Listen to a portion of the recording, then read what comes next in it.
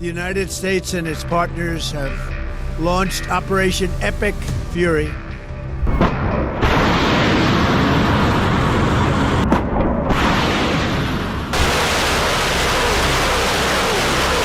মধ্যপ্রাচ্যের রণক্ষেত্রে ইরান এমন এক দাবাচাল চেলেছে যা দেখে রীতিমতো চমকে যাচ্ছেন পেন্টাগনের সমরবিদরা। একের পর এক শীর্ষ নেতৃত্বকে হারিয়েও ইরান দমে যাওয়ার বদলে আরও ভয়ঙ্কর হয়ে উঠছে। কিন্তু কিভাবে? ইরান কি তবে এমন কোনো মরণাস্ত্র তৈরি করেছে যা বিশ্বের অজানা? না, এর উত্তর কোনো মরণাস্ত্র নয়, বরং একটি অদ্ভুত সামরিক কৌশল যার নাম মোজাইক ডিফেন্স। সহজ ভাষায় মোজাইক হলো অনেকগুলো ক্ষুদ্র ক্ষুদ্র টাইলসের সমষ্টি, যেখানে কিছু টাইলস খসে পড়লেও পুরো চিত্রকর্মটা অক্ষত থেকে যায়। ইরানের এই যুদ্ধ কৌশলও ঠিক তেমনই। তারা তাদের পুরো বাহিনীকে ৩১টি প্রাদেশিক ইউনিটে ভাগ করে ফেলেছে।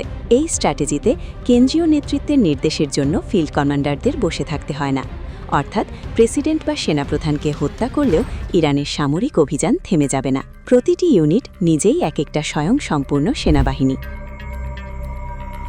তবে ইরান কি এই লড়াইয়ে একা? মোটেও না। পর্দার আড়ালে থেকে রিয়েল টাইম গোয়েন্দা তথ্য সরবরাহ করছে বেইজিং। চীনের অত্যাধুনিক স্যাটেলাইট নেটওয়ার্ক এখন সরাসরি যুক্ত তেহরানের সাথে। কারণটা খুব পরিষ্কার, ইরান হল চীনের বেল্ট অ্যান্ড রোড ইনিশিয়েটিভের প্রধান করিডর।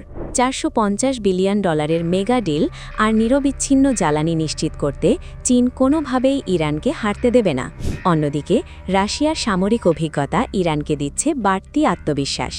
বর্তমান পরিস্থিতি বলছে ইরান এখন সরাসরি যুদ্ধের চেয়ে মার্কিন ও পশ্চিমা অর্থনৈতিক স্বার্থে আঘাত হানছে বেশি।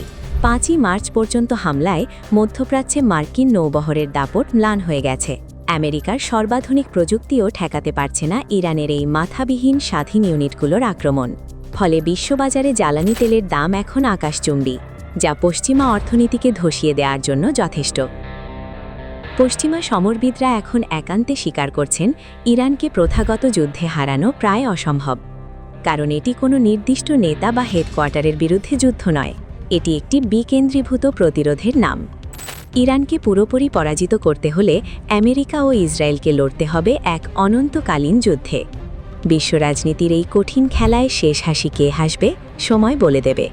আপনার মতামত কমেন্টে জানান। ভিডিওটি ভালো লাগলে লাইক দিন এবং সাবস্ক্রাইব করে আমাদের সাথেই থাকুন। ধন্যবাদ।